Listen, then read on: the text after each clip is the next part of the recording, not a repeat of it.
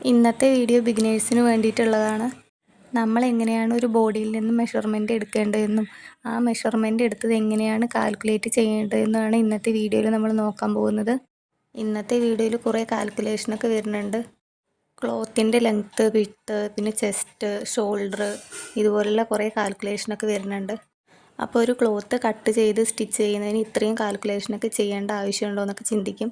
അപ്പോൾ അങ്ങനെ വിചാരിക്കേണ്ട ആവശ്യമില്ല. ഒരു സ്റ്റിച്ച് ചെയ്യുമ്പോൾ ബേസിക്കായിട്ട് അറിഞ്ഞിരിക്കേണ്ട കാൽക്കുലേഷനാണ് ഞാനിവിടെ പറയാൻ പോകുന്നത്. നമ്മൾ സ്റ്റിച്ച് ചെയ്യാനൊക്കെ പഠിച്ചു കഴിഞ്ഞാൽ ഈ മുകളിലുള്ള മെഷർമെൻറ്റ് മാത്രം മതിയാവും നമുക്ക് പെട്ടെന്ന് സ്റ്റിച്ച് ചെയ്യാൻ. ഞാനിവിടെ ബോഡിയിൽ നിന്ന് മെഷർമെൻറ്റ് എടുത്ത് കാൽക്കുലേറ്റ് ചെയ്ത് വെച്ചിട്ടുണ്ട്. ഇനി നമുക്ക് വിശദമായിട്ട് എങ്ങനെയാണെന്ന് നോക്കാം. നമ്മൾ ഈ ബോഡിയിൽ നിന്ന് മെഷർമെൻറ്റ് എടുത്ത് കാൽക്കുലേറ്റ് ചെയ്യാൻ കാരണം നമ്മൾ ക്ലോത്ത് എടുത്ത് 4ആയിട്ടാണ് മടക്കുക. അതിന് ശേഷമാണ് മെഷർമെൻ്റ് എല്ലാം കാൽക്കുലേറ്റ് ചെയ്ത മെഷർമെൻ്റ് എല്ലാം അതിൽ അടയാളപ്പെടുത്തിയിട്ടാണ് കട്ട് ചെയ്യുക. അത് എളുപ്പത്തിൽ കട്ട് ചെയ്യാൻ വേണ്ടിയിട്ടാണ് ഇങ്ങനെ ചെയ്യുന്നത്. അപ്പോൾ നമുക്കിനി എങ്ങനെയാണ് കാൽക്കുലേറ്റ് ചെയ്യുന്നത് നോക്കാം. ഞാനിവിടെ ചെസ്റ്റിൻ്റെ അളവ് 32 എടുത്തിട്ടുള്ളത്. അപ്പോൾ നമ്മൾ ഇവിടെയാണ് ചെസ്റ്റിൻ്റെ അളവ് എടുക്കുന്നത്. ഒരു അളവ് ടേപ്പ് ഉപയോഗിച്ച് മുഴുവനായിട്ടും നമുക്ക് അളന്നെടുക്കണം. അപ്പോൾ എനിക്കിവിടെ 32 കിട്ടിയിട്ടുള്ളത്.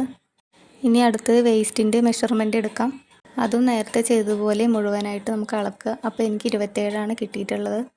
ഇനി നമുക്ക് ഷോൾഡർ മെഷർ ചെയ്യാം. അത് കൈയിൻ്റെ ഈ അറ്റം മുതൽ മറ്റേ അറ്റം വരെയുള്ള അളവാണ് വേണ്ടത്. എനിക്കിവിടെ 13 കിട്ടിയിട്ടുള്ളത്.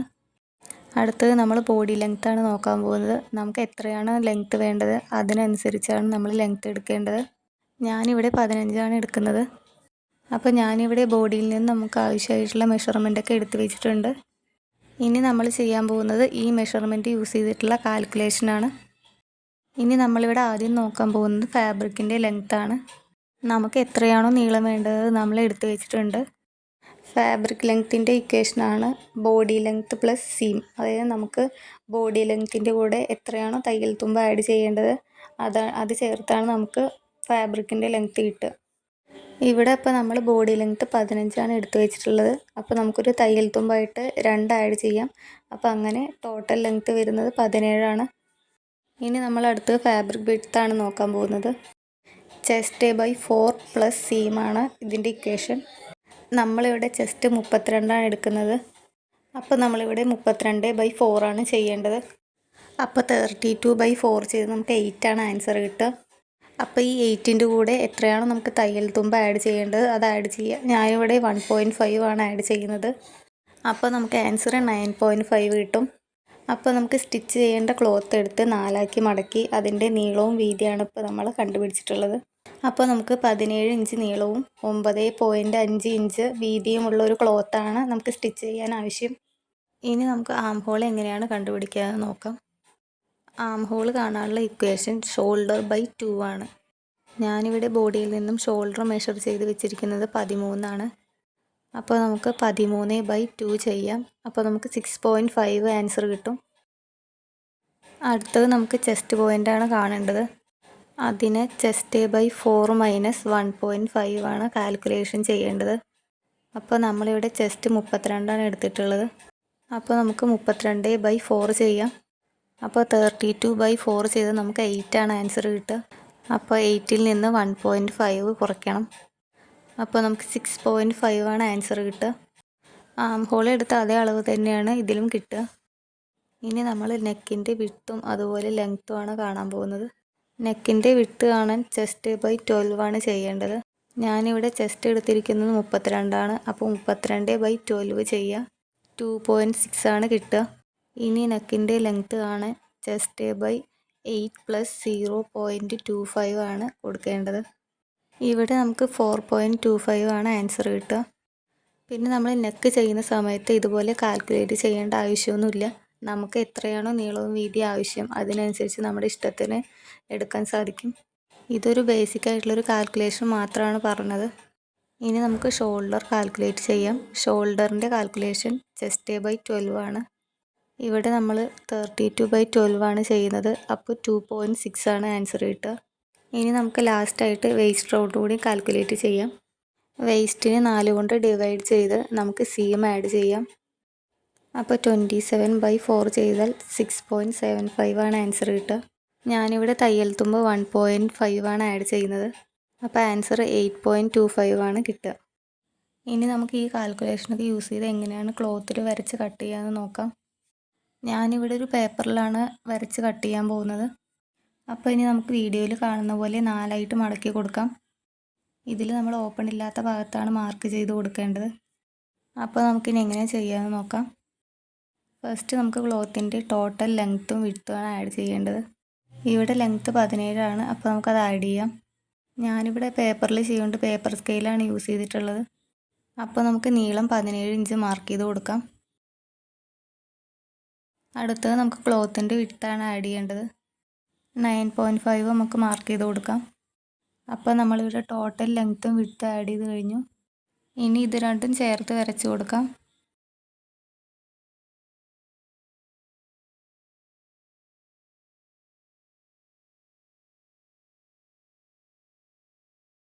അടുത്തത് നമുക്ക് ആം ഹോൾ മാർക്ക് ചെയ്ത് കൊടുക്കാം. ഇവിടെ 6.5 ആണ് കിട്ടിയിട്ടുള്ളത്. അപ്പോൾ നമുക്കത് മാർക്ക് ചെയ്ത് കൊടുക്കാം.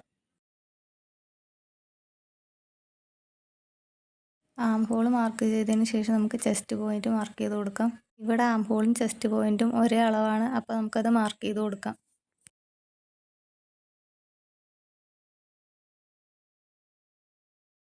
വീഡിയോയിൽ കാണുന്ന പോലെ രണ്ട് സൈഡിലും മാർക്ക് ചെയ്ത് കൊടുത്ത് നമുക്ക് ജോയിൻ ചെയ്യണം.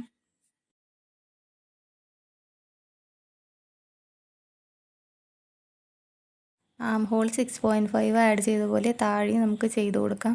അതിനുശേഷം ഇത് രണ്ടും ജോയിൻ ചെയ്ത് കൊടുക്കാം. ഇനി നമുക്ക് ഷോൾഡർ മാർക്ക് ചെയ്ത് കൊടുക്കാം. ഇവിടെ നമുക്ക് 2.6 ആണ് ഷോൾഡറിൻ്റെ അളവ് കിട്ടിയിട്ടുള്ളത്. അതിൻ്റെ കൂടെ നമുക്കൊരു 1/2 ഇഞ്ച് തയ്യൽ തുമ്പ് ആഡ് ചെയ്യണം. സ്ലീവൊക്കെ അറ്റാച്ച് ചെയ്യുന്ന സമയത്ത് നമുക്ക് ഈ തയ്യൽ തുമ്പ് ആവശ്യമാണ്. അപ്പോൾ ഇവിടെ 1/2 ഇഞ്ച് ആഡ് ചെയ്തിട്ടില്ലെങ്കിൽ നമുക്ക് ഷോൾഡറിൻ്റെ അളവ് കുറയും. ഇവിടെ നമുക്ക് ഷോൾഡറിന് 3 ഇഞ്ചൊക്കെ മതിയാവും. അപ്പോൾ നമുക്കത് മാർക്ക് ചെയ്ത് കൊടുക്കാം. അപ്പോൾ ഈ ഷോൾഡറിൻ്റെ ബാക്കി വരുന്ന ഭാഗമാണ് നെക്കിൻ്റെ വിഡ്ത്തായിട്ട് കണക്കാക്കേണ്ടത്. നെക്കിൻ്റെ ലെങ്ത്ത് നമുക്ക് ഇഷ്ടത്തിനനുസരിച്ചിട്ടാണ് എടുക്കേണ്ടത്. നമുക്ക് എത്രയാണോ ലെങ്ത്ത് വേണ്ടത് അതനുസരിച്ച് ലെങ്ത്ത് മാർക്ക് ചെയ്ത് കൊടുക്കാം. ഞാനിവിടെ 4.25 ആണ് മാർക്ക് ചെയ്ത് കൊടുക്കുന്നത്. ഇനി നമുക്ക് നെക്കിൻ്റെ ലെങ്ത്തും വിഡ്ത്തും ജോയിൻ ചെയ്ത് കൊടുക്കാം.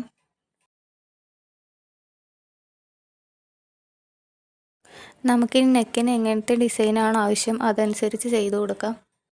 ചതുരത്തിലാണ് നമുക്ക് ആവശ്യമെങ്കിൽ ഇതിലൊന്നും ചെയ്യേണ്ട ആവശ്യമില്ല. ഞാനിവിടെ റൗണ്ട് നെക്കാണ് എടുക്കാൻ പോകുന്നത്. അതിനായി നെക്കിൻ്റെ കോണിൽ നിന്നും 1/2 ഇഞ്ച് മാർക്ക് ചെയ്ത് കൊടുക്കാം.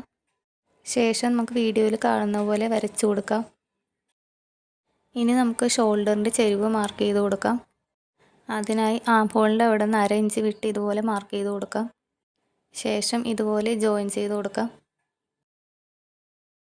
ഇനി നമുക്ക് ആം ഹോളിൻ്റെ താഴെ ഇതുപോലെ 1 ഇഞ്ച് വിട്ട് മാർക്ക് ചെയ്ത് കൊടുക്കാം. ഇനി ആം ഹോളിൻ്റെ അവിടെ നിന്ന് താഴേക്ക് എത്ര ഇഞ്ച് ഉണ്ടെന്ന് നോക്കാം. നേരത്തെ നമ്മൾ 6.5 ഇഞ്ചാണ് ഇവിടെ മാർക്ക് ചെയ്തിട്ടുണ്ടായിരുന്നത്. ഷോൾഡർ ചരിച്ച് വരച്ചപ്പോൾ 1/2 ഇഞ്ച് നമ്മൾ എടുത്തു. ബാക്കി ഇനി 6 ഇഞ്ചാണുള്ളത്. 6 ഇഞ്ചിൻ്റെ നടുവിലായി 3 ഇഞ്ചിൻ്റെ അവിടെ ഇതുപോലൊരു മാർക്ക് ചെയ്ത് കൊടുക്കാം. ഇനി 3 ഇഞ്ചിൻ്റെ അവിടെ നിന്നും 1/2 ഇഞ്ച് വിട്ട് ഇതുപോലെ മാർക്ക് ചെയ്ത് കൊടുക്കാം. ഇനി വീഡിയോയിൽ കാണുന്ന പോലെ മുകളിൽ നിന്ന് താഴേക്ക് ഇതുപോലെ ജോയിൻ ചെയ്ത് കൊടുക്കാം. നമ്മളിവിടെ ചെസ്റ്റ് 32 ആണ് എടുത്തിട്ടുള്ളത്. അപ്പോൾ 32നെ 4 കൊണ്ട് ഹരിക്കുമ്പോൾ 8 ആണ് കിട്ടുക. അപ്പോൾ ഈ 8ൻ്റെ അവിടെയാണ് ആം ഹോൾ വരച്ച് അവസാനിപ്പിക്കേണ്ടത്. ബാക്കി വരുന്ന 1.5 ഇഞ്ച് തയ്യൽ തുമ്പായിട്ട് ആഡ് ചെയ്തിട്ടുള്ളതാണ്. ഇനി നമുക്ക് അവസാനമായിട്ട് വേസ്റ്റ് റൗണ്ടാണ് ആഡ് ചെയ്യാനുള്ളത്. നമുക്കിവിടെ വേസ്റ്റ് തയ്യൽ തുമ്പ് കൂടി ആഡ് ചെയ്തിട്ട് 8.25 ആണ് കിട്ടിയിട്ടുള്ളത്. അപ്പോൾ നമുക്കിവിടെ 8.25 എന്ന് വരച്ചു കൊടുക്കാം. ശേഷം ചെസ്റ്റ് പോയിൻറ്റിൽ നിന്നും താഴേക്ക് ഇതുപോലെ നമുക്ക് വരച്ചു കൊടുക്കാം.